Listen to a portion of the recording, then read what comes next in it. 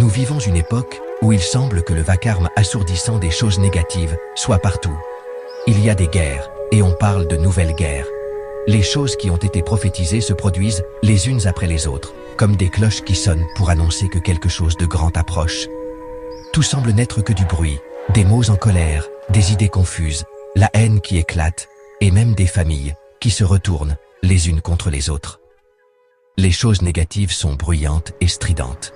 Elles essaient de s'imposer par la force, en faisant grand étalage et en utilisant la violence. Mais le bien n'essaie pas d'être plus fort que tout ce bruit. Il n'en a pas besoin. Le bien est comme un chant doux, presque trop silencieux pour être entendu, comme Dieu qui murmure alors qu'une grande tempête fait rage. C'est comme la voix tranquille et ferme de la vérité. Elle ne s'impose pas, mais elle est toujours là, finalement.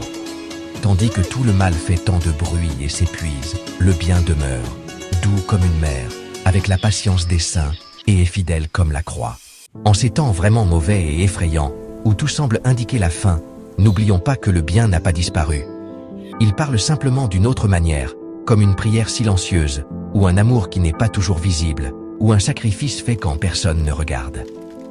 C'est comme une musique que vous ne pouvez pas entendre avec vos oreilles, mais que votre cœur peut ressentir, et aucune force maléfique au monde ne pourra jamais l'arrêter.